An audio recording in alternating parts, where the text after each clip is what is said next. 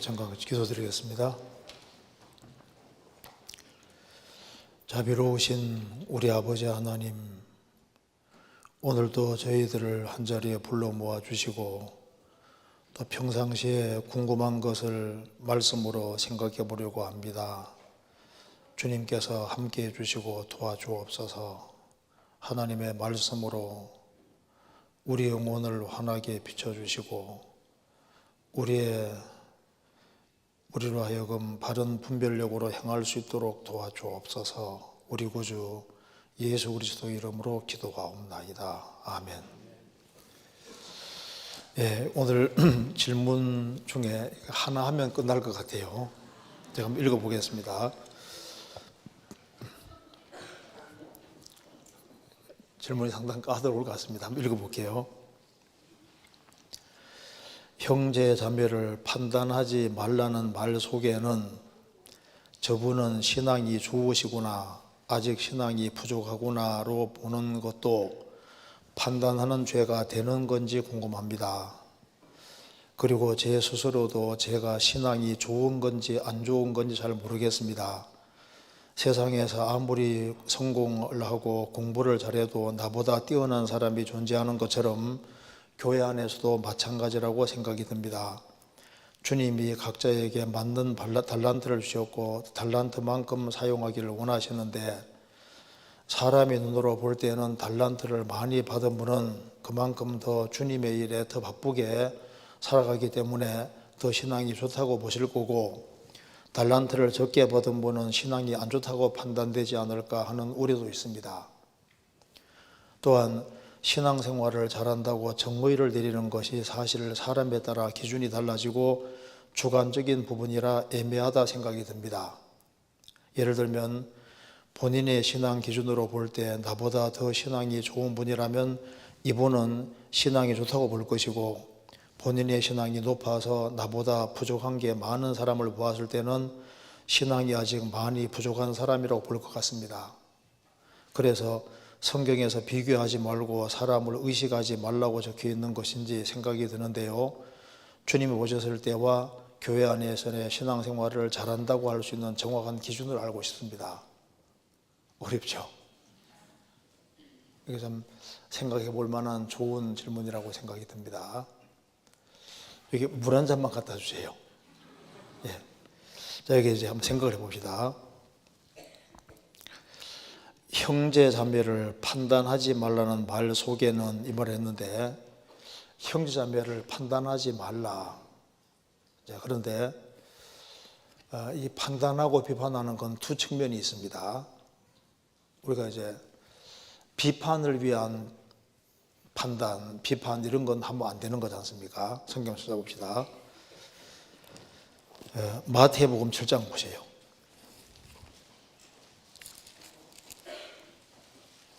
마태복음 7장에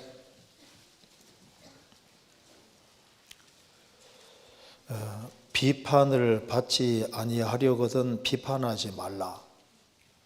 너희의 비판하는 그 비판으로 너희가 비판을 받을 것이요, 너희의 헤아리는 그 헤아림으로 너희가 헤아림을 받을 것이니라. 어찌하여 형제의 눈 속에는 티는 보고 내 눈 속에는 들보는 깨닫지 못하느냐. 보라, 내 눈 속에 들보가 있는데 어찌하여 형제에게 말하기를 나로 내 눈 속에 있는 티를 빼게 하라겠느냐. 외식하는 자여, 먼저 내 눈 속에서 들보를 빼어라. 그 후에야 밝히 보고 형제의 눈 속에서 티를 빼리라. 여기에 예수님께서 말씀하시기를 비판을 받지 아니하려거든 비판하지 말라. 여기 비판하지 말라는 말이 이제 남을 함부로 판단하지 말란 말이잖아요. 왜 이 비판하고 판단하는 것을 조심해야 되냐 하면은, 우리가 사람을 사실 잘 모릅니다. 그죠? 이제 안다고 해도 그 잘못 판단하는 경우가 너무 많아요. 그럼 여기에서 예수님이 왜 비판하지 말라고 했냐 하면은, 여기 2절에 보면 답이 나와 있죠. 너희의 비판하는 그 비판으로 너희의 비판하는 비판으로. 그래 보통 비판을 많이 하는 사람은 자기 기준을 가지고 있는 겁니다. 여기 보세요.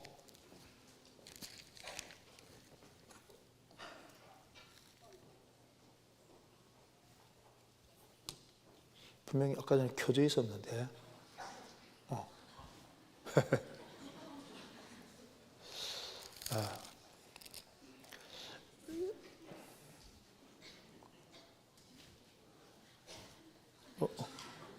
이게 뭐야?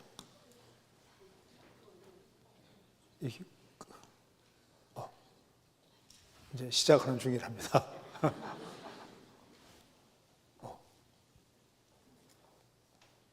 이게 뭐예요?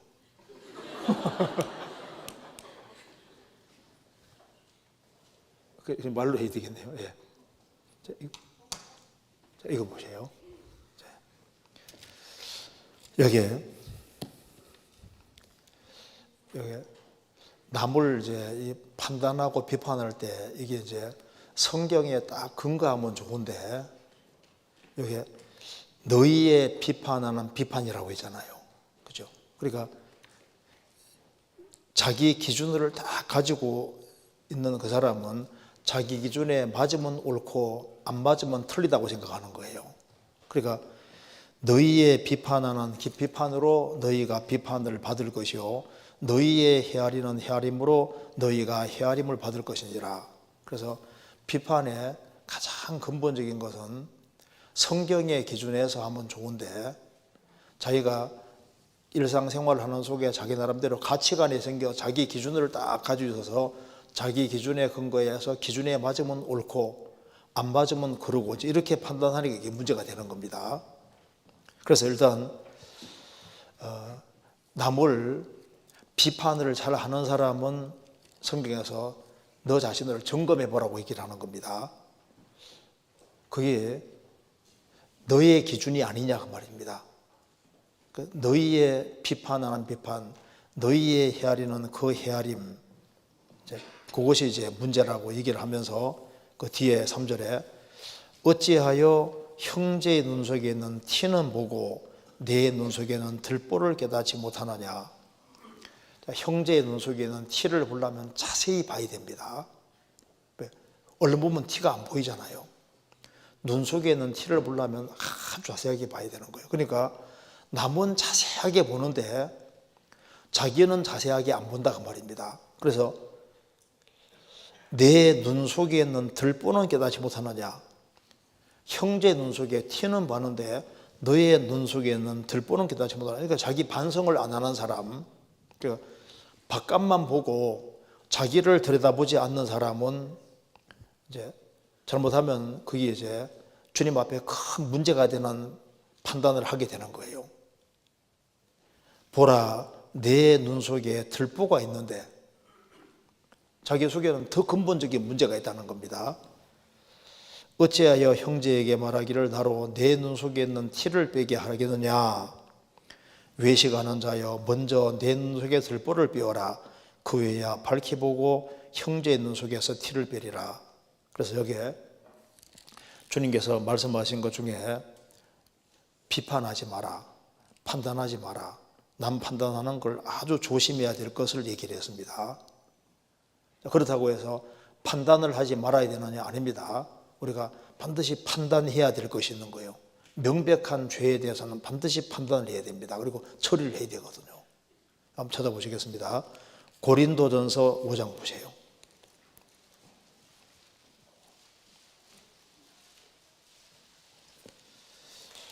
5장 1절입니다.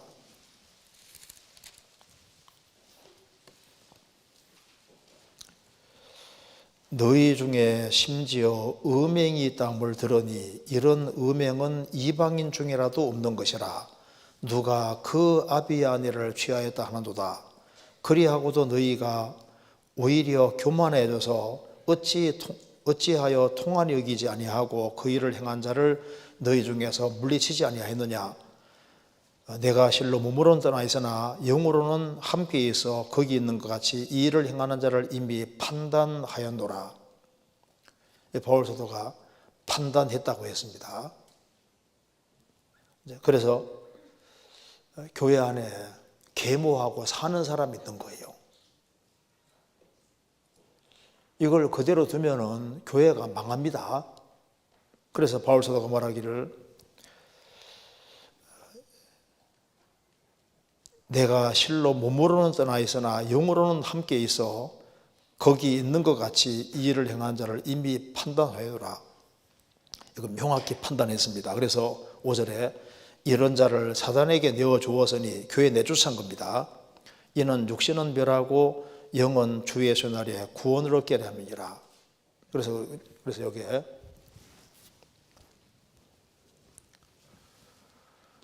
남을 판단하고 비판하는,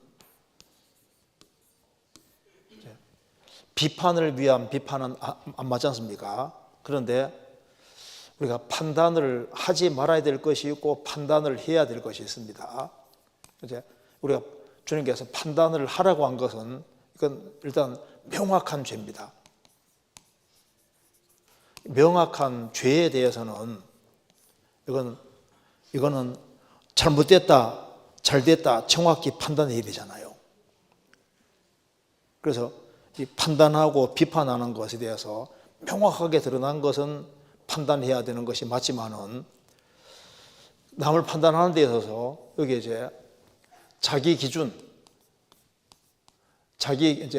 기준에 근거해서 자기 잣대를 딱 가지고 있어서 내 잣대에 맞으면 옳고 안 맞으면 틀리고 이제 이런 비판과 판단은 사실은 옳지 않은 것을 말하고 있는 겁니다. 그렇잖아요.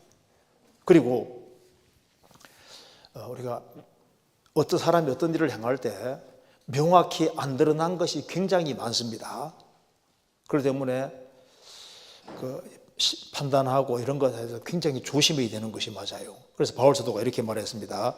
고린도전서 4장 보시겠습니다. 4장 3절입니다.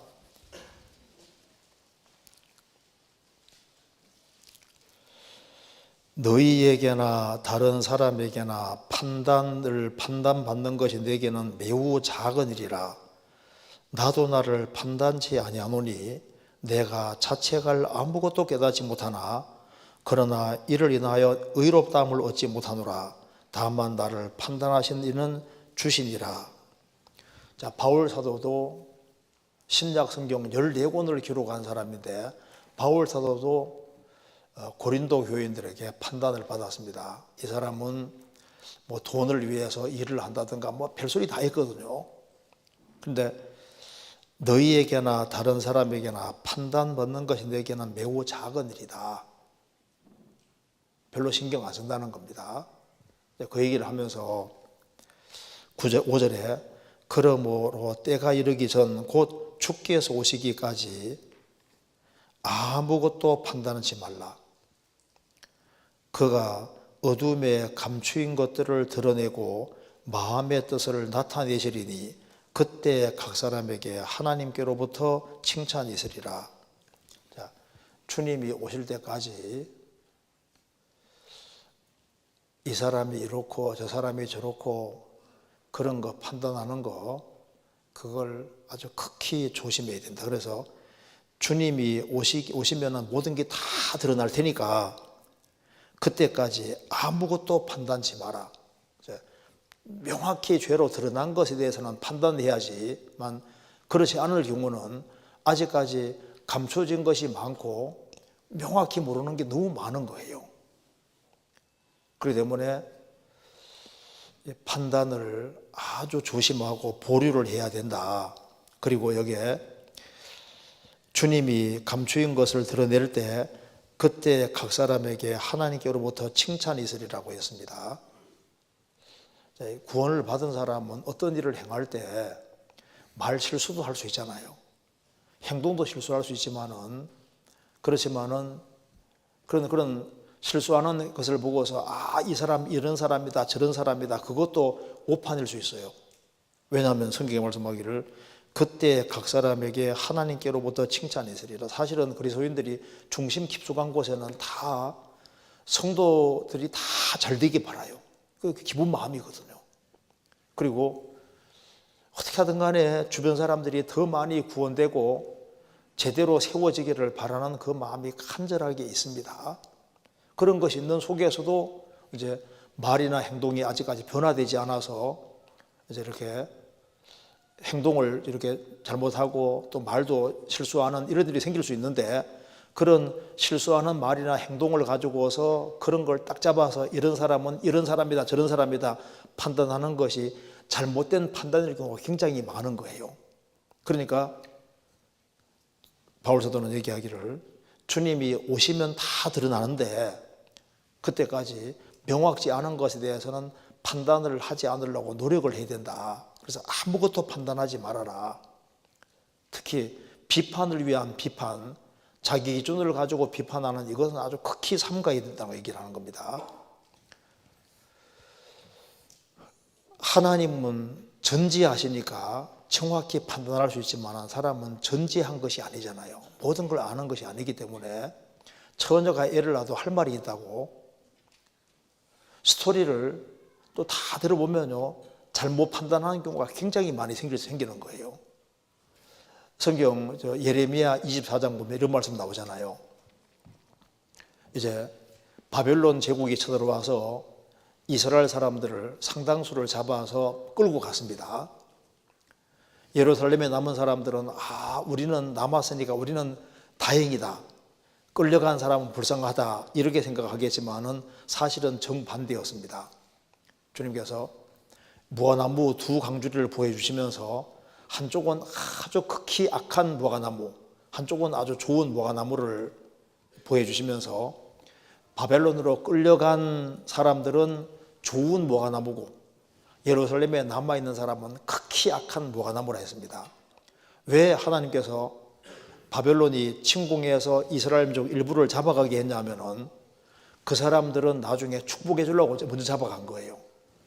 남겨둔 사람은 아주 주님 볼 때 진짜 문제가 심각한 사람이기 때문에 심판하려고 딱 그거 남겨둔 겁니다. 그러니까 고국을 떠나서 1000km 넘게 포로로 잡혀가는 사람은 불쌍한 사람, 남아있는 사람은 행복한 사람이 했는데 정반대였던 거예요. 그러니까 사람 판단할 때는 끌려가는 사람은 불쌍한 사람, 남아있는 사람은 좋은 사람, 근데 정반대였거든요. 욥의 세 친구도 욥에게 와서 중심으로 판단했잖아요. 말로도 판단했습니다. 욥, 너는 틀림없이 근본적인 죄를 지은 거다. 욥은 그게 아니라고 해도 안 들어주잖아요. 안 믿어주잖아요. 그런데 그 세 친구는 오판을 한 겁니다. 그렇잖아요. 성경 찾아보시겠습니다. 욥기 19장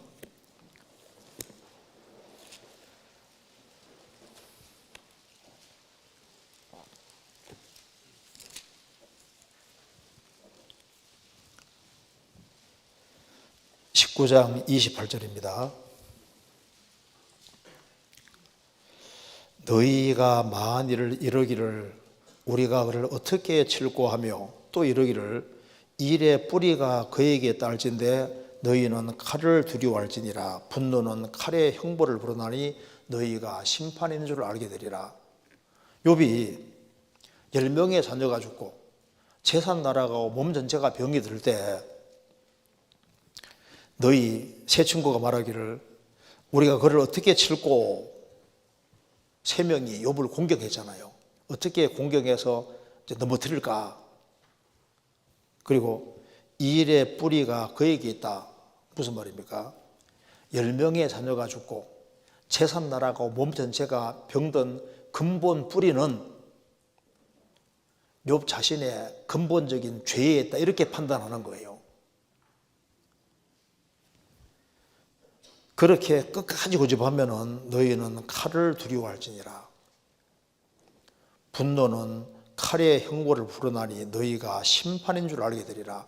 내가 죄 지은 것이 아니라고 그렇게 얘기를 해도 너희들은 끝까지 우기니 오히려 너희들이 그것 때문에 너희들이 오히려 혼날 줄 알아라, 그렇게 말하고 있잖아요. 그리고 여기 이제 질문 내용 속에 형제자매를 판단하지 말라.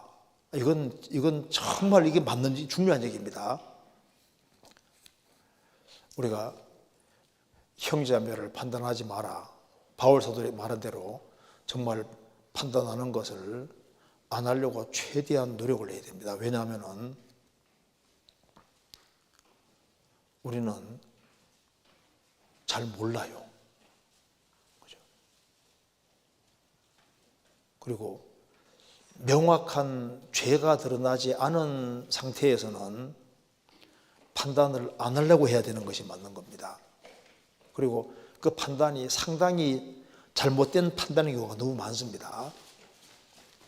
그래서 여기에 이제 질문 내용이 저분은 신앙이 좋으시구나, 아직 신앙이 부족하구나로 보는 것도 판단한 죄가 되는 건지 궁금합니다. 좀 좋은 질문이잖아요. 이제 같이 사귀는 가운데 저분은 신앙이 좋으시구나, 저분은 아직 신앙이 부족하구나, 이제 이런 생각이 떠오른다 그 말입니다. 그러니까 그렇게 볼 때 그것도 판단하는 죄가 되느냐는 질문이잖아요. 근데 이제 저절로 떠오르는 생각 자체를 죄라 하기는 어렵습니다. 그래서 이제 루터가 얘기한 것 중에 이거잖아요.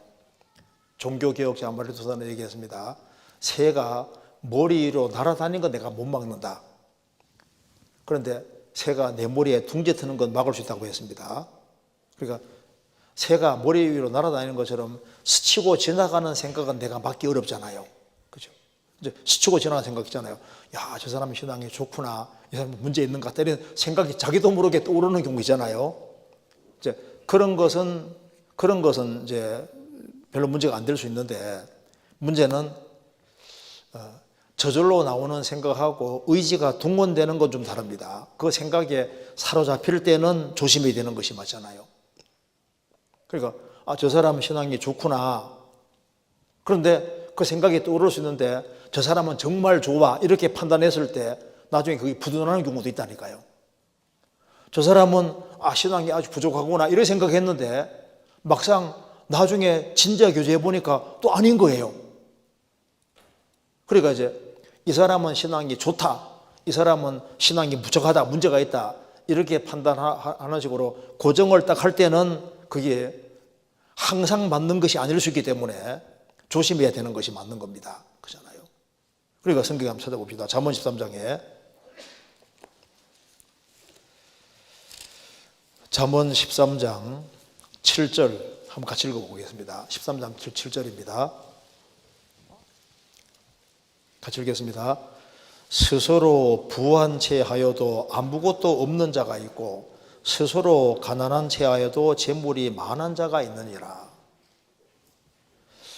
스스로 부한 채 하여도, 바꿔 말하면 참, 이 사람 좀 신앙이 참 좋은 채 하고 하는데 나중에 보니까 아니에요.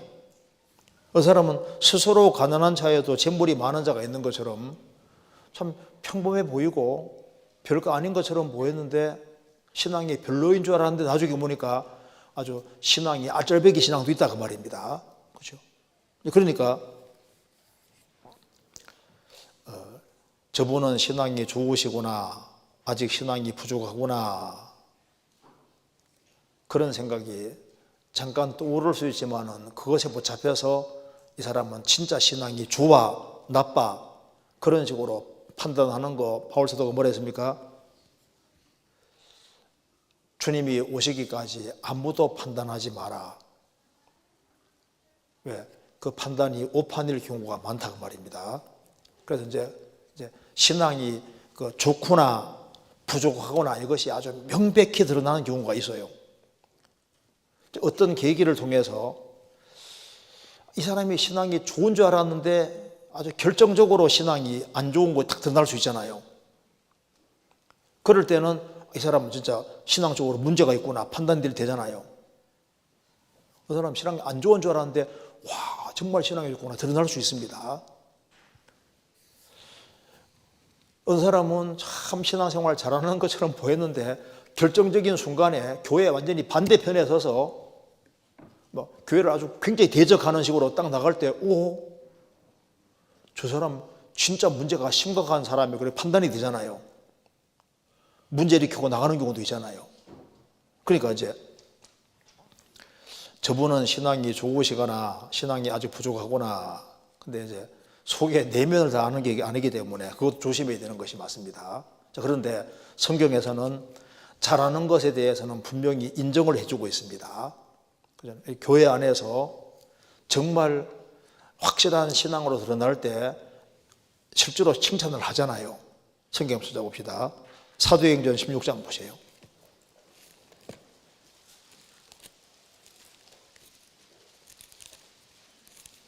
사도행전 16장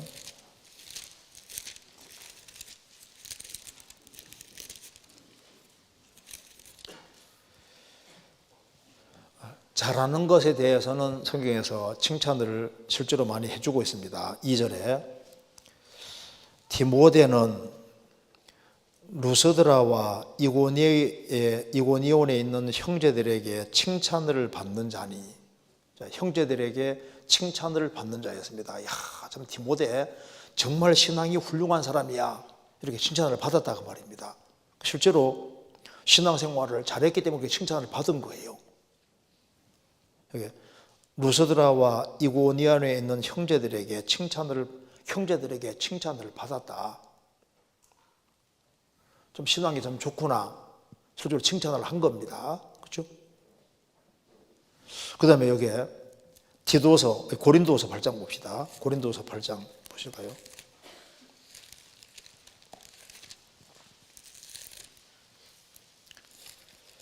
(8장) 16절입니다.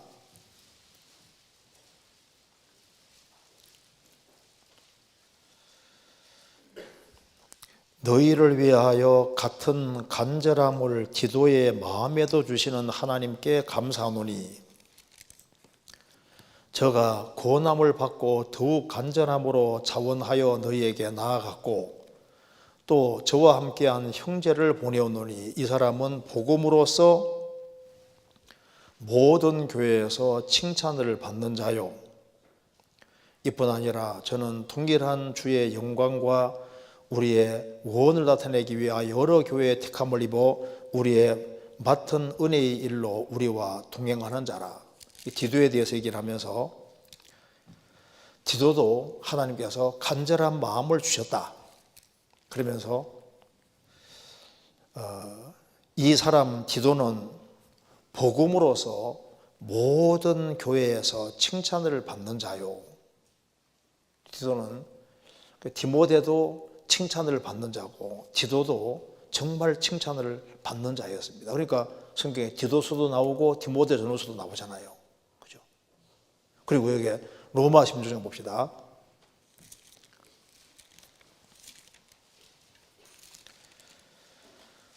(16장 7절)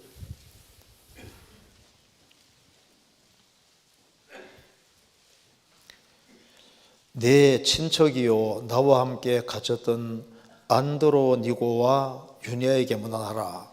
저희는 사도에게 유명히 여김을 받고 또한 나보다 먼저 그리스도 안에 있는 자라. 안드로니고와 유니아, 이 사람들은 사도에게 유명히 여김을 받는다. 사도들에게서. 왜 유명히 받을까요? 야, 그 사람 참 신앙 좋아.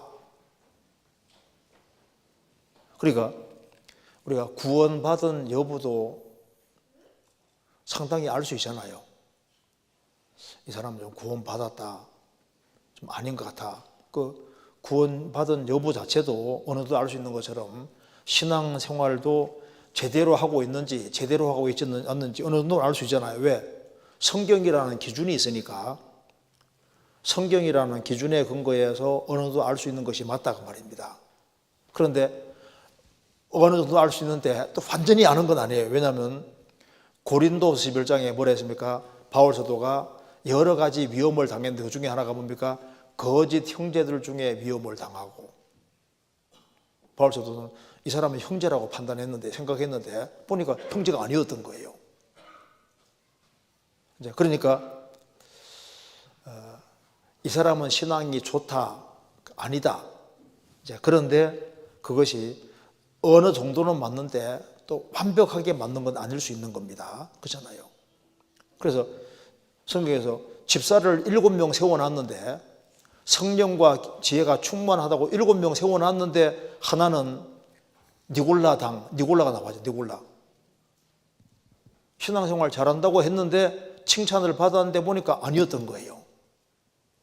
이제 그러니까 여기에 저분은 신앙이 좋으시구나, 그 신앙이 부족하구나, 자, 이런 생각이 떠오를 수 있지만은 그것에 완전히 붙잡혀서 이 사람은 정말 신앙이 좋아, 이 사람 정말 신앙에 문제 있어. 근데 그 사람 속까지 들어가 본 것이 아니기 때문에 그것이 판단 착오일 수도 있는 겁니다. 그러니까 조심해야 되는 거예요. 우리가 이제 간증도 구원받은 간증할 때도 구원받은 간증하면 한 50% 믿고 한 50% 살아가는 것도 봐야 된다고 하는 이유가 속에 하나님은 속을 보시니까 아시는데 우리는 속이 안 보이니까 정확히 알 수가 없는 거지 않습니까? 그러니까 구원을 받았다고 하는 간증도 들어보고 또 시간도 지나봐야만 우리도 정확히 알 수 있고 예수님은 그 열매로 그들을 안다고 했으니까 그렇잖아요. 그러니까 이제 그런 일이 있습니다. 그리고 제 스스로도 제가 신앙이 좋은 건지 안 좋은 건지 잘 모르겠습니다. 기준이 있으면 알 수 있어요. 그러니까 여기 제 스스로도 제가 신앙이 좋은 건지 안 좋은 건지 잘 모르겠습니다. 왜? 자기 생각으로는 내 생각에는 내 기준으로는 모르죠. 그런데 기준이 확실하면 알 수 있습니다. 성경이 성경을 기준으로 보면 내가 정상적인 신앙생활을 하고 있는지 내가 비정상적인지 알 수가 있죠. 내 신앙의 여부도 성경이라는 기준이 있으면 알 수 있습니다. 여기에 제 스스로도 제가 신앙이 좋은 건지 안 좋은 건지 잘 모르겠습니다. 제 스스로도 자기 스스로 그러니까 성경에 딱 비춰보면 알 수 있어요. 성경 한번 찾아봅시다. 요한일서 2장 보세요. 요한일서 2장 12절.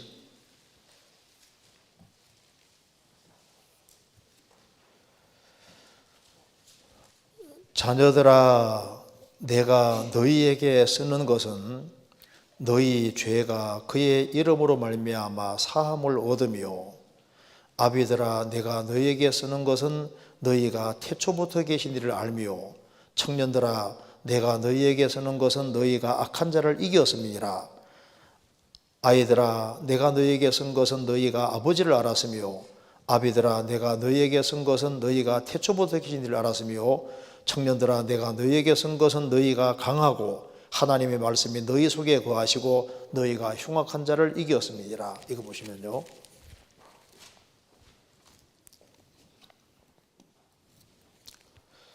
여기 이제 요한일서에서 자녀들아 하면 이게 통칭입니다.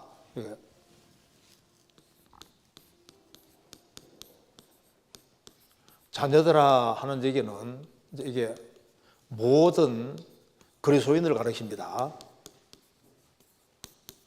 모든 그리스도인들은 하나님 자녀입니다. 그래서 여기에 자녀들아, 내가 너희에게 쓰는 것은 너희 죄가 그의 이름으로 말미암아 사함을 얻으며. 그래서 하나님의 모든 자녀들의 공통된 것이 뭡니까? 죄를 사함 받는, 이게 공통적인 거잖아요. 그러면 이제 하나님의 자녀들아, 이 자녀들 속에 크게 세 부류가 있는데, 여기 말하기를 아이들아, 신앙의 아이들이 있고 청년들이 있고 아비들이 있다 말입니다. 그러니까 여기 사도 요한이 자녀들아, 이제 구원받은 식구들을 통칭해 자녀들아 이렇게 말하고 있는 겁니다. 그 죄를 사함 받은 하나님의 자녀들 속에 아이들이 있고 청년들, 아비들이 있는데, 아이들에게 뭐라 했습니까? 아버지를 알았으며, 청년들은 강하고 하나님의 말씀이 그 속에 거하시고 흉악한 자 마귀를 이기었다. 아비들아 하면서는 태초부터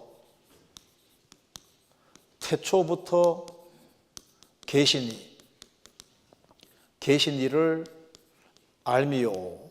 그럼 이제 아버지를 알았다. 자, 구원받고 처음에는 이제 태어나 좀 시간 지나면 저분이 우리 아버지구나 알잖아요.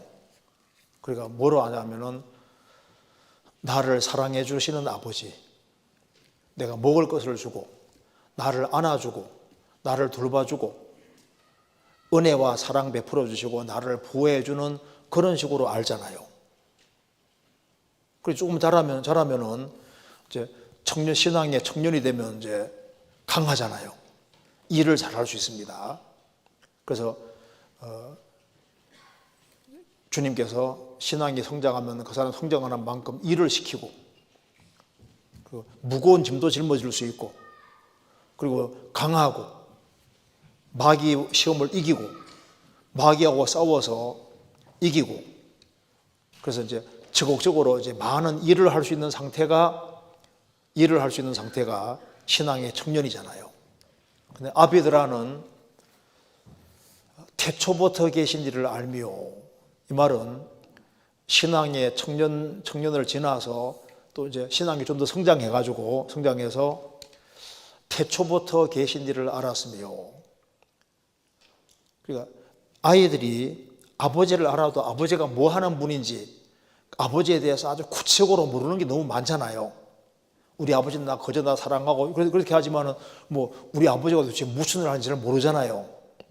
그런데 이제 신앙의 청년들은 일을 제일 열심히 하는데 신앙의 아비들은 이제 하나님의 뜻과 계획이 무엇인지 하나님이 어떻게 교회를 형성해 가는지 어떻게 교회가 발전돼 가는지 교회적인 문제를 어떻게 풀어가는지 그래서 그 하나님 아버지를 아는 것과 태초부터 계신 이를 아는 것은 약간 좀 차이가 있는 겁니다. 그러니까 신앙이 이제 이렇게 자라가는 거예요. 바울 사도도 내가 어릴 때는 이제 생각하는 바가 어린아이와 같아가 장성한 사람이 되어서는 어린아이를 버렸다고 말씀했잖아요. 그러니까 이제 교회 안에도 내가 신앙이 아직 어린지 성장하고 있는지 이런 것 자체를 성경의 기준 딱 보면 알 수가 있다. 어느 정도 알 수 있는 것이 맞습니다. 여기 지금 나는 잘 모르겠다. 좋은 건 아니라 모르겠다. 성경어를 기준 삼으면 알 수가 있어요. 어느 정도. 성경 찾아봅시다. 여기에 고린도전서 3장 바꾸세요. 고린도전서 3장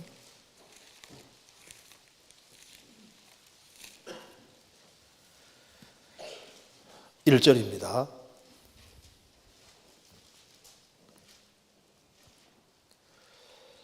형제들아 내가 신령한 자들을 대함과 같이 너희에게 말할 수 없어서 육신에 속한 자 곧 그리스도 안에서 어린아이들을 대함과 같이 하노라. 내가 너희를 저저로 먹이고 밥으로 아니하노니 이는 너희가 감당치 못하였음이니와 지금도 못하리라. 너희가 아직도 육신에 속한 자로다. 너희 가운데 시기와 분쟁이 있으니 어찌 육신에 속하여 사람을 따라 행함이 아니리요. 그러니까 고린도 성도들이 구원받고 시간은 지났는데 그리스도 안에서 아직까지 어린아이다. 그리고 젖을 먹어야 되는데 아직 밥을 먹을 수 없다. 젖 먹는 신앙이다 그 말입니다. 그리고 애들은 막 시기하고 다투고 싸우잖아요. 그러니까 너희가 아직까지 신앙이 어리다 이렇게 얘기를 했습니다. 그러니까 똑같이 구원을 받아도 신앙이 성장하고 있는지 성장하지 않고 있는지를 알 수 있어요. 아이하고 어른하고 차이가 나잖아요.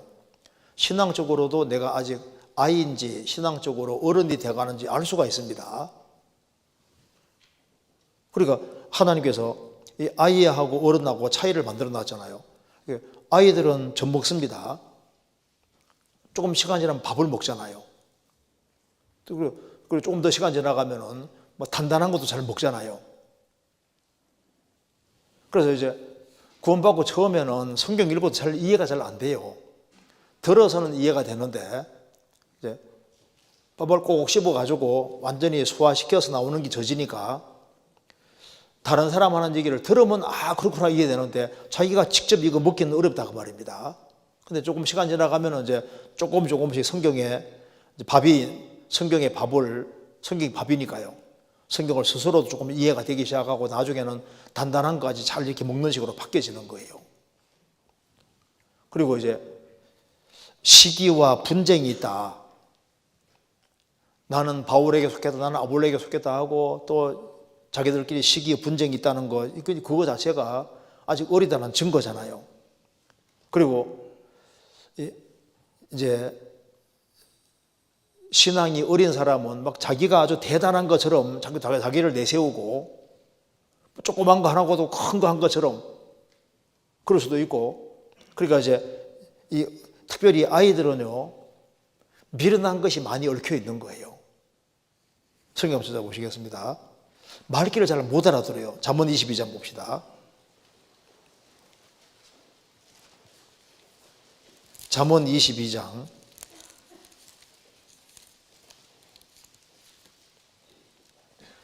15절. 아이의 마음에는 미련한 것이 얽혔으나 징계하는 책지기를 멀리 쫓아내리라. 아이의 마음에는 미련한 것이 얽혔다 그러잖아요. 구원받았어도 아직까지 마음속에 미련한 것들이 많이 있습니다. 이게 이제 말씀으로 다 이제 쫓겨나야 되는 거예요. 그리고 애들은요 별로 중요하지 않은 거 가지고 막 다투고 싸우고 마음 아파하잖아요. 애들은 뭐가 더 중요하고 덜 중요한지 잘 구별을 못합니다. 그리고 특별히 애들은 유혹에 쉽게 빠져요. 잘못된 교리에 쉽게 넘어진다고. 그래서 신앙이 어릴 때는요 누가 이 얘기하면 마음이 일로 샥 가요. 저 얘기하면 저로 샥 가고. 왜? 신앙이 견고하지 못한 거예요. 그게 어리다는 증거거든요. 그래서 누가 그럴싸하게 얘기하면 골로 또 귀가 솔깃해요. 또 이렇게 하면 일로 솔깃하고. 신앙이 견고해지면은, 좀 신앙이 자라면은 그런 잘못된 교리라든가 간사한 괴술, 유혹 이런 것에 쉽게 안 빠지잖아요. 그래서 애들은 그 잘못된 대로 유도하기가 쉬운데 어른들은 그 어렵잖아요. 신앙적으로도 마찬가지인 겁니다.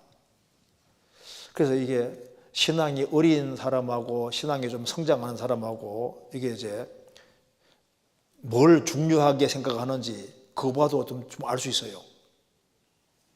애들은 막 신기하고 재밌는 거, 요상한 거, 좋은 거 이런 거 좋아할지 몰라도 어른들은 돈 되는 거, 뭔가 이게 확실하게 남을 것들을 이렇게 이제 실질적인 것을 굉장히 중요하시잖아요. 그리고 애들은 막 자기들끼리 의논해도 정답이 안 나옵니다. 이제 그러니까 애들하고 어른이 이제 다르고, 그래서 애들은 조그만 가지고 쉽게 실망하잖아요. 또 어른들은 그렇지 않습니다. 특별히 애들은 어릴 때는 이 판단에 굉장히 미숙합니다. 그 잘못된 오판 같은 걸 많이 해요. 근데 더 중요한 것은 이게 불안정해요. 신앙이 이럴 때는 불안정해서 이렇게 쉽게 흔들립니다. 쉽게 놀라고. 그죠? 그 차이가 좀 있습니다. 그리고 신앙이 어리면요, 재밌는 거, 막 극적인 거, 막 이제 이런 거 하는데 실질적인 것보다 그런 거 좋아하잖아요. 애들은 감정 변화 같은 것도 굉장히 심합니다. 그러니까 좀 차이 나는 거예요. 신앙이 성장하는 것은 그리스도를 더 닮아가는 거지 않습니까? 그리고 훨씬 더 견고하게 됩니다. 환경에 잘 좌우되지 않잖아요. 그리고 자기 할 일을 찾아서 묵묵히 나가고 이제 마음을 낮추고 겸손과 온조의 몽해를 메고 주님 뒤를 묵묵히 따라가고, 그래서 주님 중심으로 생활을 쫙 살아가고, 그리고 애들은 노는 데 관심 많지만 어른들은 일합니다. 저라면 일하잖아요. 그래서 하나님의 사람으로 온전케 되는 것과 선한 일은 연결되어 있습니다. 그래서 성장하는 것과 일은 연결되어 있는 거예요. 그래서 신앙이 성장하고 있는지 아닌지를 알 수가 있습니다. 내가 지금 정상적인 방향으로 가고 있는지 그거 알 수 있죠. 자, 창세기 1장을 보시면요, 여기 봐봐요. 자, 이거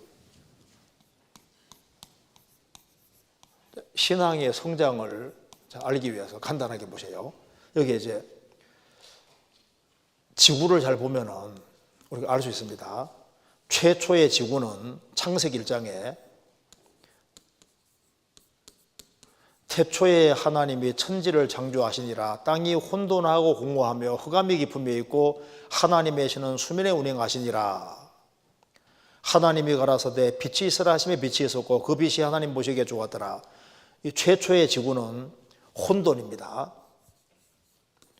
혼돈하고 공허하고 흑암이 깊은 위에 있고 깊은 물이 있습니다. 깊음이 깊은 바닷물입니다. 깊은 바다입니다. 그리고 흑암이 깊은 위에 있고 흑암이 둘러싸고 있어요. 그런데 이 혼돈하고 공허한 이 지구 모습이 고린도 후서 4장에 보면은 우리 영혼과 마음의 모습이라고 설명하고 있습니다. 그러니까 창세기 1장은 실제 사건인 동시에 우리에게 교훈이 되는데 이 혼돈하고 공허한 이 지구가 사람의 영혼과 마음의 모습입니다. 성경이 말씀하시기를 어두운 데서 빛이 비치리라 하시던 그 하나님께서 그리스도 예수 안에 있는 하나님의 영광 아는 빛을 우리 마음에 비추느니라. 지구에게 빛이 있어라 하신 그 하나님이 우리 마음과 영혼에 빛이 있어라 하셨다 그 말입니다. 그러니까 창세기 1장의 지구는 우리 영혼과 마음의 모습이라고 설명을 하고 있으니까.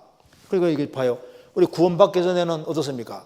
구원받기 전에는 혼돈이요. 뒤죽박죽이에요. 뒤죽박죽.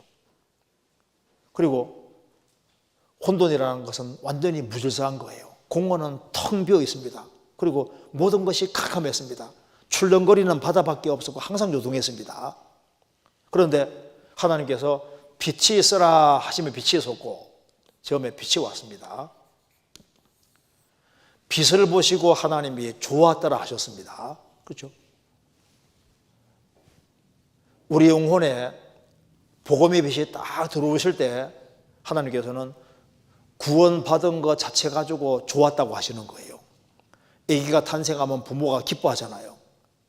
한 사람이 구원받으면 좀 기뻐하시는 겁니다. 그런데 이제 이 혼돈하고 공허한 지구가 아름답게 바뀌는데 일단 시간이 걸렸습니다.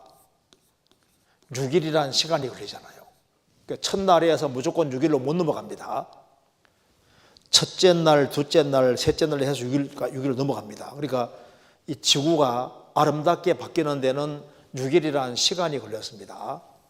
그리고 또 뭐가 있었냐면은 하나님이 가라사대 말씀이 계속 내려왔습니다. 하나님이 가라사대 하나님이 말씀하시니까 바뀌어지고 말씀하시니까 바뀌어졌잖아요. 말씀이 계속 내려왔습니다. 그 다음에 저녁이 되며 아침이 되니 저녁과 아침이 반복됐습니다. 성경에서는 저녁은 곤란할 때 곤란, 혼란, 역경, 어려움이고 아침은 평탄한 때 가르칩니다. 그러니까 봐요. 한 사람이 신앙이 성장하는 데는 일단 시간이 걸려요. 애가 어른 될 때 시간 걸리듯이 한 사람이 구원받고 당장 어른 되는 게 아니다 그 말입니다. 시간이 걸리고 또 한 가지는 꾸준히 밥을 계속 먹는 것처럼 말씀을 계속적으로 공급받는 일이 있고 그 다음에 저녁에 되면 아침에 되니 그 말씀대로 생활 살아가면서 이제 혼란도 겪고 역경도 겪고 어려움도 겪고 그 다음에 평탄도 오고 그 다음에 또 혼란도 겪고 평탄도 오고 이게 반복되는 가운데서 조금 자라가는 거예요. 자, 그러면 봐요. 이 혼돈하고 공허한 지구에 주님 역사하시니까 자 뭐가 생겼냐면은 제일 처음에 하나님 빛을 주시고 궁창 위의 물과 궁창 아래의 물로 나누고 바다의 숙지를 나누고 그리고 이제 이 지구가 혼돈한 지구가 뭐로 바뀌었습니까? 질서가 잡힌 제자리에 딱 제자리 모든 것이 제자리에 있는 식으로 바뀌었습니다. 이제 바다의 숙지가 나누어지고 그 다음에 식물이 생기고 동물이 생기고 필요한 게 있어서 딱 질서 있게 바뀌잖아요. 그러니까 성령이 역사하시면은요 우리 삶 속에서도 규모 없이 행하는 게 아니라 삶에도 질서가 딱 나타나는 거예요. 그래서 모든 게 제자리에 딱딱 있게 되는 겁니다. 우리 코는 딱 위치가 여기에서 제일 아름답다고. 이게 위에서 아름답지 않잖아요. 자기 위치에 딱딱 있게 되는 거라고. 그래서 구원받고 시간 지나가면 내 위치가 어디구나 그걸 압니다. 자기가 있을 자리에 딱딱 있는 거 요거 자체가 그게 이제 주님 역사하면 그렇게 되는 거예요. 그리고 공허라는 건 텅 비고 아무것도 없는 겁니다. 공허한 지구가 어떻게 됐습니까? 처음에는 식물이 생겼죠. 물고기가 새가 생기고 동물이 생기고 사람 생기고, 그러니까 공허한 이 지구가 생명으로 꽉 채워졌습니다. 예수님은 요한복음 10장에서 말씀하시기를 내가 온 것은 양으로 생명을 얻게 하고 더 풍성히 얻게 한다는 말씀처럼 이 지구에, 혼돈하고 공허한 지구에 생명체로 가득가득 채워졌잖아요. 더 풍성한 생명으로 나아갔습니다. 그렇죠?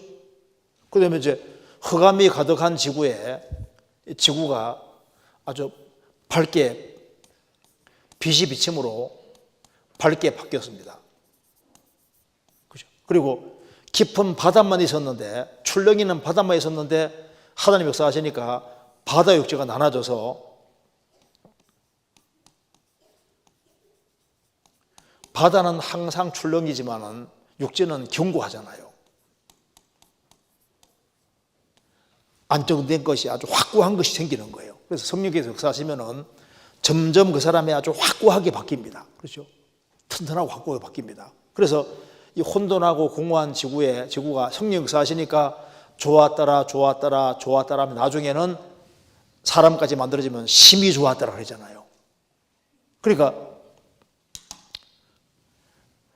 한 사람이 구원을 받고 성령님이 역사하시면은 점점 바꿔져서 이렇게 변화가 생겨서 내가 지금 신앙이 지금 제대로 되고 있구나 안 되고 있구나 이걸 알 수가 있는 거예요.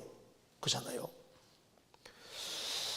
그래서 여기에 내가 신앙생활을 좀 제대로 하고 있는지 모르겠다. 성경 보면은 알 수 있습니다. 어느 정도로 되고 있는지를 알 수 있잖아요. 그러면서 여기 질문 나오기를, 세상에서도 아무리 성공을 하고 공부를 잘해도 나보다 더 뛰어난 사람이 존재하는 것처럼 교회 안에서도 마찬가지라고 생각이 듭니다. 그렇죠. 성경에도 차별을 두고 있는 게 확실합니다. 한번 찾아볼까요? 로마 16장 보시겠습니다. 로마 16장. 로마서 16장 3절.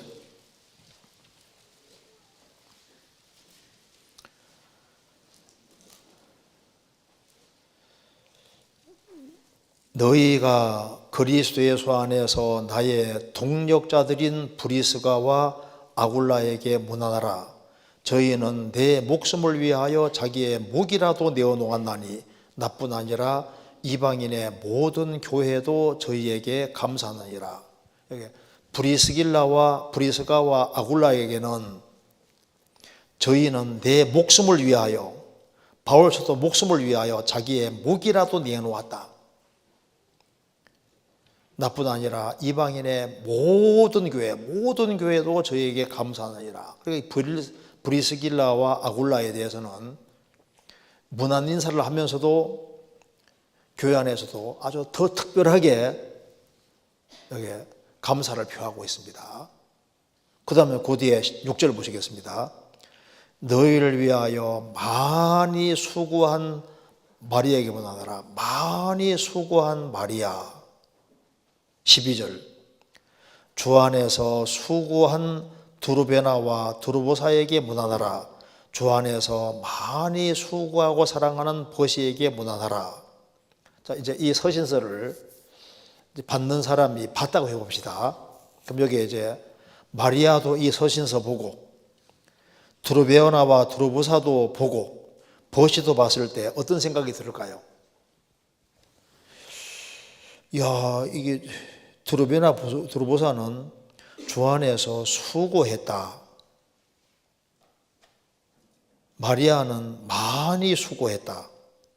버시는 주 안에서 많이 수고하고 사랑받는 버시.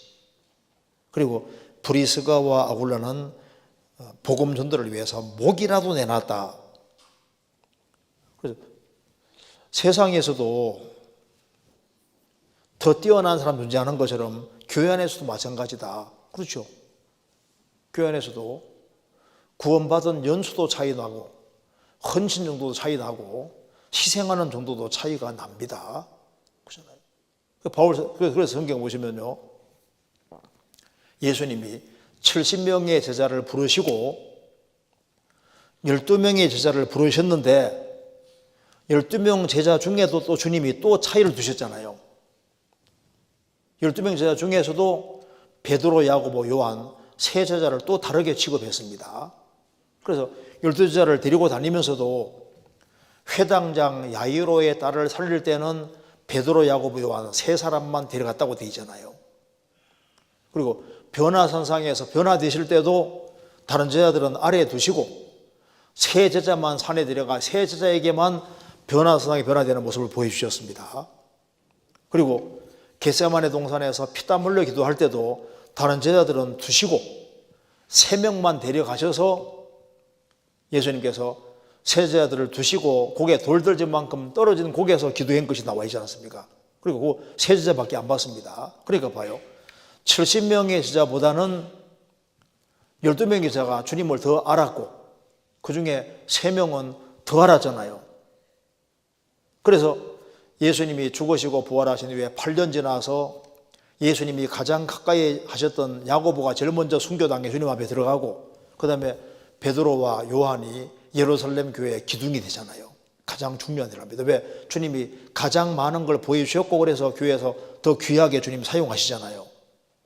그러니까 차이가 있다 그 말입니다. 교회 안에서 마찬가지라. 그렇죠. 그리고 교회 안에서도 아무나 집사 주는 게 아니잖아요. 아무나 구역장 하는 게 아니잖아요. 신앙의 정도와 차이가 나는 것이 있습니다. 신앙이 성장하는 정도가 다르고 다 다르잖아요. 그래서 이제 주님이 각자에 맞는 달란트를 주셨고 그 달란트만큼 사용하기를 원하시는데, 그렇죠? 각자에게 은사 주셨지 않습니까? 그래서 사람의 눈으로 볼 때는 달란트를 많이 받은 분은 그만큼 더 주님의 일에 더 바쁘게 살아가기 때문에 더 신앙이 좋다고 보이실 것이고, 달란트를 적게 받은 분은 신앙이 안 좋다고 판단되지 않을까 하는 우려도 있습니다. 그러니까 사람 판단이 완전치 못한 거예요. 구원 문제도 이 사람 구원 받았다고 했는데 바울 사도도 보니까 거짓 형제 중에 위험 당했다고 했지 않습니까?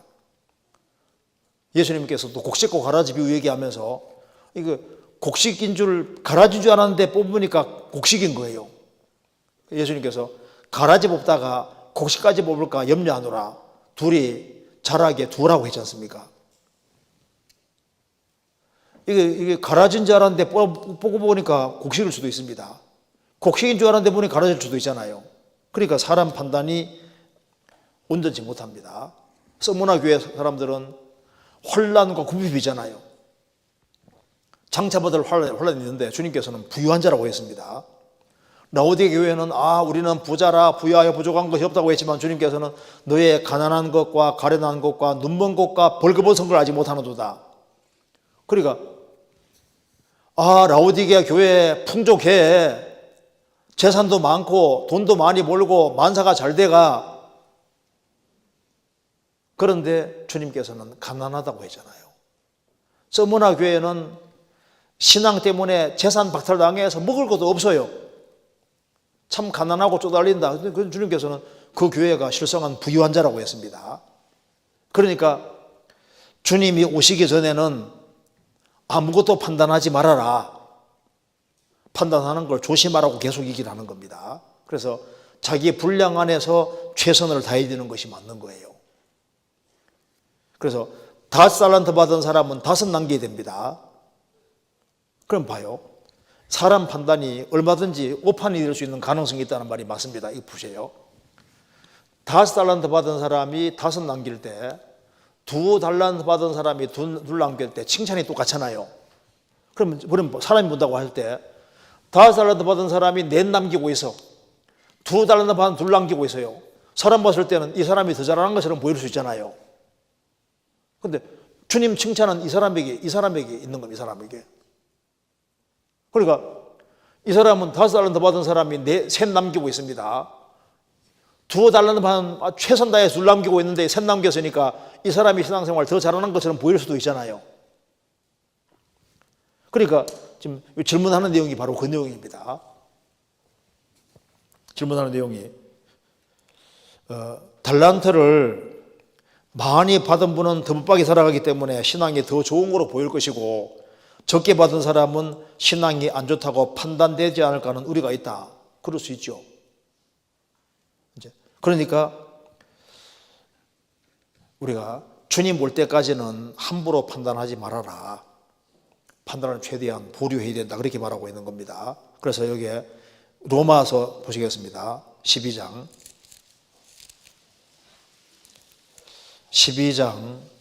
3절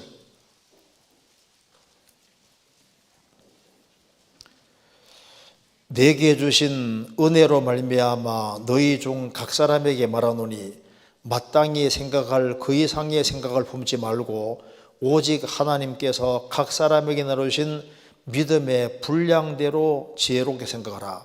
그러니까 각 사람에게 나누신 믿음의 분량이 있는데요.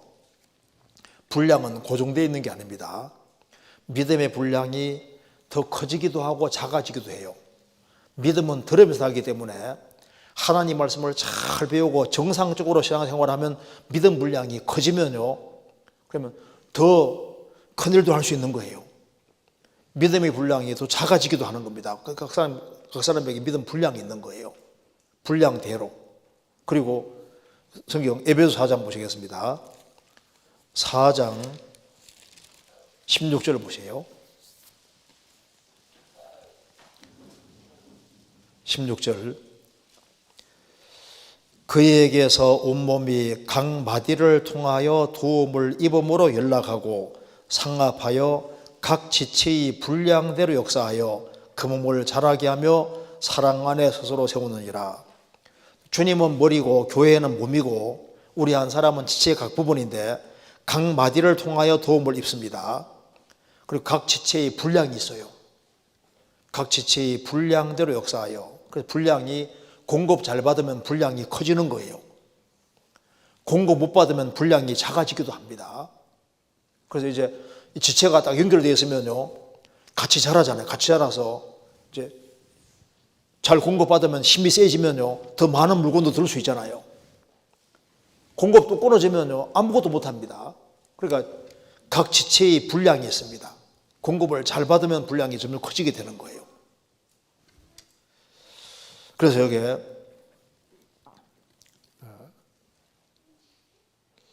달란트 차이가 있는데 누가 신앙생활 잘한다 못한다 그거 자체를 분량 차이가 있고 다 차이가 있기 때문에 사람이 정확히 판단하는 데는 이제 실수할 가능성이 있다는 말이 맞는 거예요. 그래서 또한 신앙생활을 잘한다고 정의를 내리는 것이 사실 사람에 따라 기준이 달라지는 주관적인 부분이라 애매하다고 생각이 듭니다. 아니에요. 신앙생활을 잘한다고 정의 내리는 것이 사람에 따라 기준이 달라지는 주관적인 부분이다. 그렇죠. 사람 생각으로 하면 주관적인 건데 성경으로 하면은 주관적이지 않습니다. 자, 이 사람 정상적으로 신앙생활을 하고 있다. 이게 주관적인 것이 아니에요. 애매한 부분이 있지만 꼭 애매한 것이 아닙니다. 왜? 사람의 생각은 달라도 성경은 딱 하나이기 때문에 성경 기준으로 딱 알 수 있어요. 구원받은 것은 잘하는 것이다 알 수 있잖아요. 한 사람이 구원받았는데 주님이 주 안에 몸된 교회에 연결되라 했는데 연결 딱 되는 것은 잘하는 거잖아요. 알 수 있죠. 그리고 구원받은 사람의 갈등이 있는 사이에 갈등이 있어가지고 아예 나는 누구 보기 싫다고 나가버렸어. 그 사람은 부족한 게 있어도 안 나갔어요. 누가 잘하는 겁니까?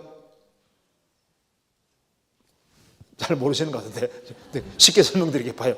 이게 봐요. 어느 게 잘하는지 봐봐요. 여기 이제 교회 안에 이제 형제자매들이 이렇게 있는데 있다 해봅시다. 자, 있는데, 대충. 자, 여기 이제 봐요. 이제 둘이 약간 이렇게 갈등이 있어요. 갈등이. 그러니까 어떤 사람은 상처를 받았어요. 상처 받아가지고, 나는 이제 교회 나가기 싫어해가지고 나가버리고 이제 안 들어옵니다. 이 사람은 상처를 준 사람이지만 그래도 끝까지 주님께 혼나면서도 할 때 일단 어쨌든 간에 붙어 있어요. 붙어서 안 나가고 붙어 있습니다. 붙어 있으면은 주님이 이 사람이 부족한 것을 자꾸 바꿔가지고 사람을 만들어 가시잖아요. 그러면 봐요. 상처를 줘가지고 이 사람은 나가버렸어요. 안 돌아와요. 이 사람은 상처를 줬지만은 돌이키고 교회 안에 생활하면서 주님의 간섭받아서 신앙이 자랍니다. 그러면은 누가 잘한 겁니까? 이 사람 잘못한 것이 있지만은 나간 사람은 더 큰 잘못이라니까요. 그렇죠? 그리고 이제 이 사람은 잘한다 못한다 우리가 성경으로 판단할 수 있죠. 왜? 주 안에 거하라는 것은 절대적인 명령에 속하는 거라고 그러지 않습니까? 그러니까 교제 안에 있으면 잘하는 것이 맞죠. 교제 안에서 뿌리를 받고 말씀 공급을 잘 받는 게 잘하는 것이죠. 우리가 서신서 읽어보면 알 수 있습니다. 먼저 죄 사함을 통해서 구원을 받고 구원받은 사람은 교회에 연결이 되고 그리고 같이 교제하는 가운데서 힘을 얻어서 그 속에서 가정생활, 직장생활, 봉사생활, 전도생활을 하면 잘하는 거라는 거 알 수 있잖아요. 그리고 레위기 14장 보면은 이제 돌집인데 돌집에 색점이 바라면은 여기 이제 퍼지면은 색점 있는 돌을 끄집어내고 다른 돌로 대신 채우는 게 나와 있지 않습니까? 교회는 돌집입니다. 돌집인데 돌은 다양하잖아요. 모양새가 다 달라요. 그런데 색점이 딱 발해서 이게 색점이 퍼지면은 끄집어내는 것처럼 그리스도인들이 지어서는 안 되는 죄를 딱 지었으면은 그거는 교회를 망치니까 잘못된 교리 갖고 들어오면 그거는 빼내야 되는 것에 속하는 거라고. 그리스도인들이 지어서는 안 되는 죄를 지었을 때 그건 판단을 받아야 되고 그건 명확히 잘못하는 거지 않습니까? 그래서 잘한다 잘못한다 알 수 있죠. 성경으로 정확히 알 수 있습니다. 그래서 여기 이제 예를 들면 본인의 시장 기준으로 볼 때 나보다 신앙이 더 좋은 분이라면 이분은 신앙이 좋다고 볼 것이고 본인의 신앙이 높아서 나보다 부족한 게 많은 사람 모았을 때는 신앙이 아직 많이 부족한 사람이라 볼 것입니다. 그러니까 내가 볼 때 말고 성경 기준, 성경 눈으로 봐야 됩니다. 그래서 자꾸 자기 기준 가지고 하면 안 돼요. 성경에서 찾아봅시다. 고린도후서 10장입니다.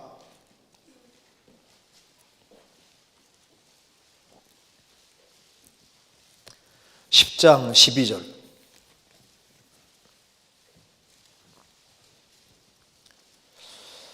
한번 같이 읽어보겠습니다. 우리가 어떤 자기를 칭찬하는 자로 더불어 감히 짝하며 비교할 수 없노라. 그러나 저희가 자기로서 자기를 헤아리고 자기로서 자기를 비교하니 지혜가 없도다. 여기 말한 대로 저희가 자기로서 자기를 헤아리고 자기 기준 딱 가지고 자기를 헤아리고 자기로서 자기를 비교하니 지혜가 없도다. 그러니까 자꾸 성경을 가까이 하면은 성경을 기준해서 사물을 자꾸 보게끔 점점 바꿔지는 거예요. 그러니까 내 기준 말고 자기로서 자기 기준 가지고서 자기를 헤아리고 자기로서 자기를 비교하니 지혜가 없다. 이건 지혜가 없는 겁니다. 그리고 완전한 거하고 완벽한 건 달라요. 그러니까 아기가 태어났습니다. 아기가 딱 태어났는데 엉애 울어요. 울으면은 똥 싸고 좀 다시만은 정상입니까 아닙니까? 그 상태가 정상인 거라고. 정상. 그러니까 이 사람이 정상적인 그리스도인이다. 했을 때 똥 싸고 오줌 싸네, 비정상이네. 아니요, 아기는 똥 싸고 오줌 싸면 정상이라고. 근데 10살 먹은 사람이 맨 똥 싸고 오줌 싸고 하면 어떻게 되는 겁니까? 아무데 그럼 비정상이잖아요. 아기는 똥 싸고 오줌 쌀 때는 그 정상인 거예요. 구원받고 1년 됐는데 1년 상태가 정상이죠.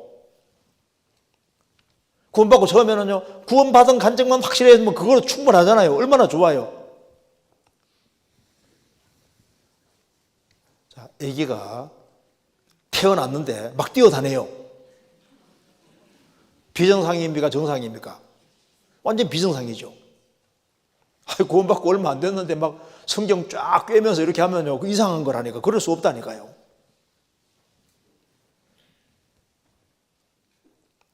창세기 1장에서 첫날은 빛이 딱 들어오니까 빛과 어둠이 딱 나눠지잖아요. 그리고 그거 자체가 정상인 거예요. 둘째 날은 궁창 위의 물과 궁창 아래 물이 갈라지면 정상이라고. 셋째 날에는 식물까지 생기면 정상이잖아요. 그러니까 이제 구원받고 조금 바꿔져서 이제 1년 지나고 2년 지나고 10년, 20년 지나가면서 이제 점점 바꿔지는데, 이제 개구리가 올챙이에서 생각 안 한다고 저처럼요. 근데 구원받고 좀 시간 지났다고 해가지고 구원받고 얼마 안 된 사람이 좀 이렇게 합당하게 행동하지 않고 이제 부족한 게 보이면 판단하고 그것도 옳지 않다니까요. 자기는 더 했을 수도 있는 거거든. 그렇잖아요. 그러니까 성경에 비추어 보면은 교회 안에는 아이들도 있고 철부지도 있고 별 사람 다 있는 거예요. 그러면서 이제 주님께서 바꿔 가시는 거라고. 그래서 여러 부류의 사람이 있을 수 있다는 걸 생각을 하고, 구원받은 연수가 다르고 환경과 상황이 다 다르고, 그리스도인들은 산 돌이니까 돌 모양이 아주 가지각색이잖아요. 근데 그런데 주님이 그걸 다 활용해 가지고 주님 몸된 교회를 만들어 가시는 겁니다. 그래서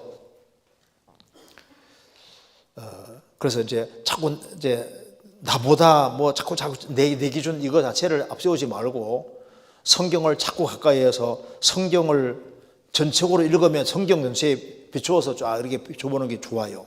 그래서 성경에서 비교하지 말고 사람을 의식하지 말라고 적혀 있는 것인지 생각이 드는데요. 그래서 성경에서 비교하지 말고 사람을 의식하지 말라. 그래서 사람을 의식하지 말고 하나님 앞에서 자기 신앙을 가지고 살아가라고 얘기를 했습니다. 그리고 성경에 비춰보면 자기 허물을 자기가 알 수 있어요. 자기의 허물을 능히 깨달을 자 누구리요?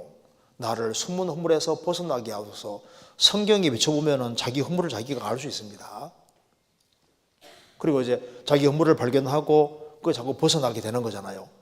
그런데 자기 기준이 아주 확고한 사람은 그 자기 기준 때문에 자기가 오히려 넘어질 수도 있고, 자기 판단 자체가 그것 때문에 또 많은 문제를 발생시킬 수도 있습니다. 그렇기 때문에 자기 기준을 빨리빨리 부수고 성경 기준으로 들어가야 되는 거예요.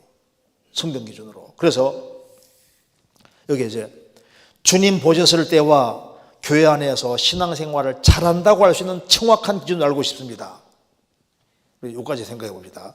주님 보셨을 때와 교회 안에서 신앙생활을 정말 잘한다 하는 정확한 기준을 알고 싶다. 그건 여러 가지로 얘기할 수 있습니다. 간단하게, 신앙생활을 정말 잘하고 있느냐, 못하고 있느냐, 그걸 어떻게 알 수 있느냐, 정확한 기준이 있느냐, 있죠. 이거 하나 봅시다. 여기 보세요. 마태복음 24장, 25장에 보면은 주님께서 충성되고 지혜 있는 종이 될 것을 말씀하시면서, 그러면 충성되고 지혜 있는 종, 주님께 칭찬받는 종, 이게 신앙생활 잘하는 거지 않습니까? 어떻게 되느냐? 성경에 정확히 답을 하고 있습니다. 보시면은요, 주님 오시면 두 쪽으로 갈라지는 얘기를 하면서 여기에 열처녀 비유가 나옵니다. 열처녀 비유가 나오고, 그 다음에 달란트 비유가 나오고 양과 염소 비유가 나옵니다. 그 다음에 양식을 주님 올 때까지 나누어 주라, 이 얘기를 하면서 이것이 충성되고 지혜 있는 종이 된다는 것을 말하고 있는데, 충성되고 지혜 있는 종이 되는 길이 뭐냐? 열처녀 비유에서는 미련한 다처녀는 기름이 없었고 슬기로운 다처녀는 기름이 있었죠. 그러니까 여기에 제일 첫 번째는 기름이 있느냐? 기름은 우리 영 속에 성령을 받는 겁니다. 거듭나느냐? 그러니까 이제 먼저 충성되고 지혜 있는 종이 되기 위해서는 먼저 뭘 해야 되느냐? 기름을 준비하는 것처럼 성령 받는 것이 기름 부음 받는 거예요. 그러니까 이제 구원 받은 걸 아주 확실하게 하는 것 자체가 그것이 이제 시작인 겁니다. 구원 받은 게 확실하냐? 그 다음에 해야 될 것이 달란트 비유에서 이제 하나님이 각 사람에게 재능을 주셨는데 5 달란트 받은 사람 5 남겼다는 말 속에 구원이 포함되어 있습니다. 구원받고 남기는 거니까 자기가 받은 달란트와 재능을, 그러니까 자기가 하나님께 받은 재능이 있는데 구원받고 난 이후에 하나님께 받은 자기 재능을 최대한 활용하는 것이 어떻게 하느냐? 활용하는 것이 충성되고 지혜 있는 종이고 신앙생활 잘하는 거예요. 우리 각자가 재능이 다 다르잖아요. 자기가 받은 재능을 최대한 활용을 잘하는 것 자체가 그게 잘하는 게 되는 겁니다. 그리고 그 다음에 양과 염소 비유에서는 이제 양이 되고 구원받고 양이 되고 뭘 해야 되느냐? 이웃에게 잘해야 되는데 그 이웃이 여기에 지극히 작은 형제에게 잘한 것이 주님께 한 거라고 했지 않습니까?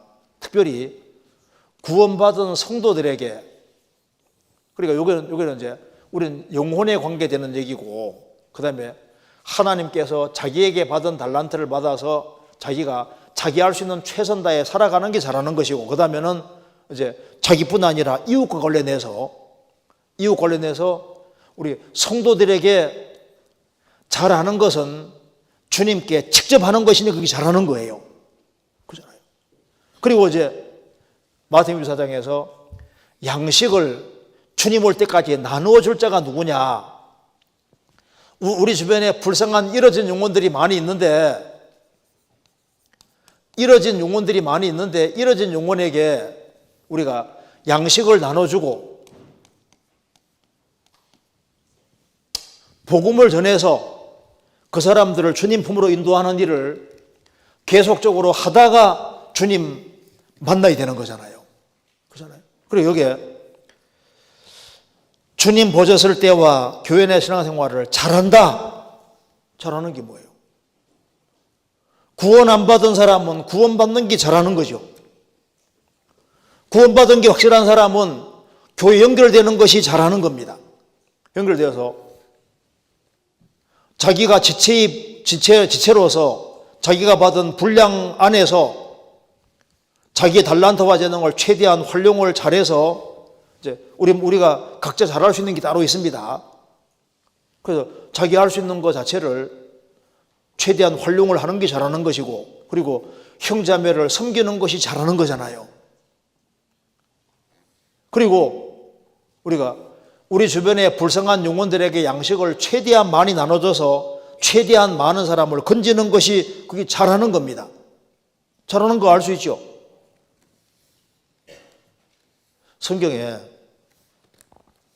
우리가 어떻게 하는 것이 주님께 칭찬받는 것인지 그걸 알 수 있습니다. 기준을 여기에 질문한 내용대로 질문해서 자꾸 자기의 생각, 자기 기준 내려놓고 성경을 자꾸 가까이 하면은 성경에서 명확한 기준을 딱 주세요. 주셔서 이것은 잘하는 거다, 이건 옳지 않은 것이다, 그거 자체를 알 수 있는 심 같은 걸 만들어 주십니다. 아직까지는 이제 성경에 명확한 말씀들이 마음속에 적게 들어있으면 자꾸 헷갈리는데요. 하나님의 명확한 말씀들이 이제 많이 마음속에 딱 들어오면은 아주 확고해지고, 그러기 위해서 내가 어떤 길을 걸어가야 될지를 아주 명확히 알 수가 있는 겁니다. 그래서 여기에 이 질문이 우리에게 아주 굉장히 중요한 질문이라고 할 수 있습니다. 그래서 우리가 남을 판단하고 그리고 이제 누가 신앙생활을 잘해 못해 그런 그 자체가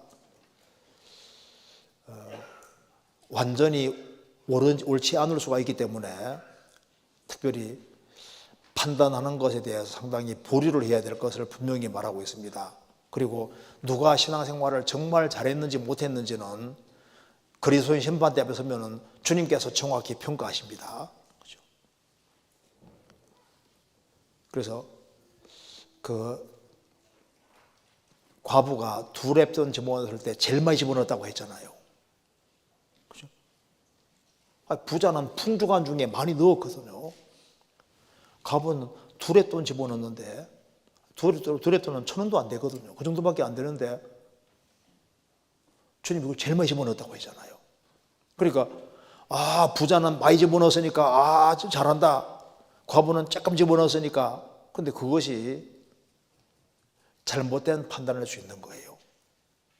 자, 여기 사레바와 과부가 가장 구차한 중에 지금 여기 기름병에 기름 조금 남아있고 통에 가루 한 점 남아있는데 그 최악의 상황에서 엘리야가 나타나서 작은 떡 하나 만들어 바치라 했을 때 작은 떡 하나 만들어 바칠 때 주님이 그걸 얼마나 크게 생각해서 성경에 딱 기록해놓고 그것 때문에 3년 기근 면했지요. 아들을 살아났지요.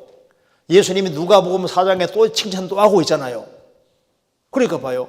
그러니까 최악의 상황에서 힘든 상황에서도 먼저 그의 나라와 그의 일을 구하고 했을 때 그 작은 떡 하나지만은 이 가치를 주님이 굉장히 크게 생각하잖아요. 뭐 작은 떡 하나인데 작은 떡 하나가 아니라니까요. 그러니까 우리가 마음의 깊이라는 게 차이가 나고 이게 깊이의 차이가 나기 때문에 얼만큼이 어떻게 되는지 우리가 정확히 알기가 어려워요. 그렇기 때문에 우리는 하나님 앞에서 내가 할 수 있는 최선이 뭔지를 생각하고 그리고 바쁘게 살아가는데 최고 좋은 길을 마지막으로 알려드리겠습니다. 어떻게 하면 판단 같은 거 안 하고 살 수 있느냐? 길이 있어요. 뭔지 아시죠? 바쁘면 돼요. 아주 바쁘게 살면은 남 판단할 시간이 없다니까요. 바쁘게 살다 보면요. 자기 할 일을 하는데 바쁘다 보면은 그러면 다른 사람에 대해서 이렇게 얘기할 시간 자체가 없는 거예요. 그래서 우리가 개미처럼 부지런하게 살고 그리고 이제 살아계신 하나님 앞에서 자기 할 일이 뭔지 찾아가지고 그 일에 아주 근실하게 거기에다가 최선 다하면은 뭐 누구 어떻고 그 말할 시간 그렇게 할 시간 자체도 없을 뿐 아니라 그런 모든 걸 다 피하고 살아갈 수가 있을 겁니다. 그래서 부지런한 것이 우리 신앙생활에서 아주 미덕이 되고 남 판단하고 비판하고 하는 그 모든 것에서 상당히 이렇게 헤쳐나갈 수 있는 그 길이 될 겁니다. 그래서 고난받는 삶에 들어가는 사람은 상당히 죄에서 멀어질 수 있는 거예요. 그렇잖아요. 마지막으로 한 구절 보고 마치겠습니다. 성경 베드로전서 4장 보시겠습니다. 4장 1절.